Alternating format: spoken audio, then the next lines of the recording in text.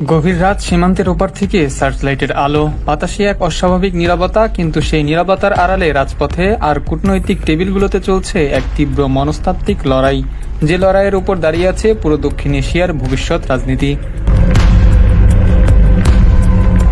হঠাৎ কি ঘটল রাষ্ট্রীয় রাজনীতিতে? কেন ঢাকা থেকে দিল্লিতে হঠাৎ এক কূটনৈতিক তৎপরতা?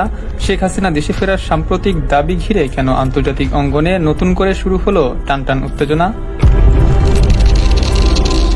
ঢাকার সচিবালয় সরকারের সম্প্রতি নানা পদক্ষেপ ও নীতি নিয়ে আয়োজিত সংবাদ সম্মেলনে উপস্থিত ছিলেন প্রধানমন্ত্রী তথ্য ও সম্প্রচার উপদেষ্টা জাহিদুর রহমান।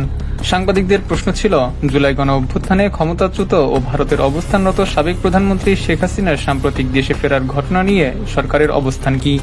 উপদেষ্টার অত্যন্ত স্পষ্ট ও আত্মবিশ্বাসী কণ্ঠে বার্তা দিলেন। তিনি স্পষ্ট জানান, শেখ হাসিনা যদি দেশে ফিরতে চান তবে সরকার পুরোপুরি প্রস্তুত। উপদেষ্টা জাহিদুর রহমান আরও জানান, বাংলাদেশে পা রাখার সাথে সাথেই তাকে গ্রেফতার করা হবে। তিনি বলেন, উনি বলছেন আসবেন, তো উনি আসুক, আমরা প্রস্তুত আছি। কিন্তু বিষয়টি কেবল গ্রেপ্তারের হুমকির মধ্যেই সীমাবদ্ধ নয়, এর পেছনে রয়েছে একটি বড় কূটনৈতিক ফ্রন্ট। উপদেষ্টা আরও জানান, শেখ হাসিনাকে ফিরিয়ে আনার বিষয় ইতিমধ্যেই ভারতকে প্রাতিষ্ঠানিক চিঠি দিয়েছে বাংলাদেশ।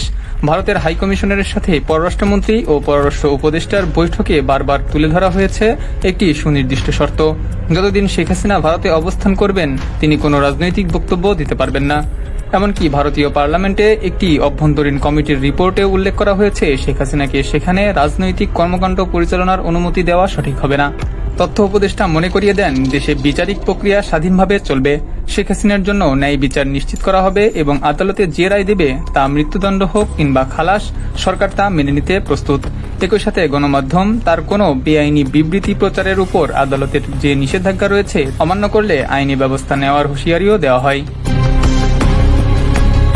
ঘটনার গোড়াপত্তর 2024 সালে ছাত্র জনতার অভ্যুত্থান পূর্ব জুলাই গণ অভ্যুত্থানে সেই সময় তীব্র গণ আন্দোলনের মুখে সাবেক প্রধানমন্ত্রী শেখ হাসিনা পদত্যাগ করে ভারতে আশ্রয় নিতে বাধ্য হন। পরবর্তী সময়ে বাংলাদেশে গঠিত হয় নতুন রাজনৈতিক নেতৃত্বাধীন সরকার।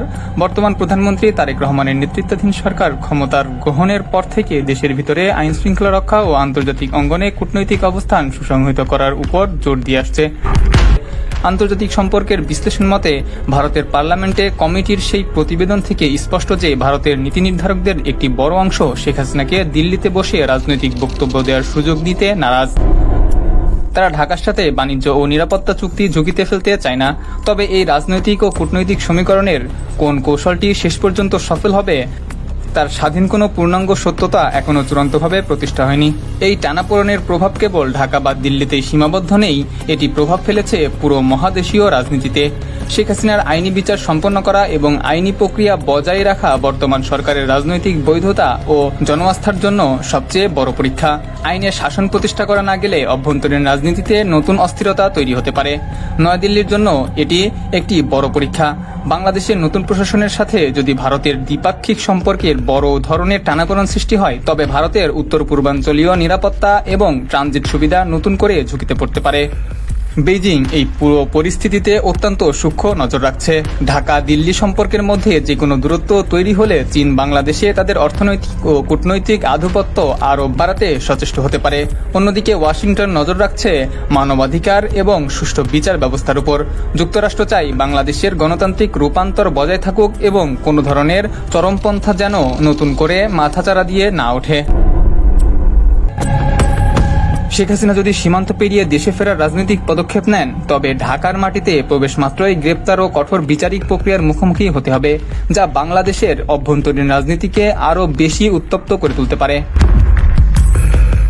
ঢাকার রাজপথ থেকে দিল্লি সাউথ ব্লক উভয় পক্ষই এখন সতর্ক। ঢাকা স্পষ্ট বার্তা দিয়ে দিয়েছে, বিচার এড়ানোর কোনো সুযোগ নেই এবং আইনের হাত সবার জন্য সমান। এই ঘটনার পর দক্ষিণ এশিয়ার ভূ রাজনীতির দাবার বোর্ডে কোন চালটি সবচেয়ে গুরুত্বপূর্ণ হয়ে উঠবে, সেটি এখন দেখার বিষয়।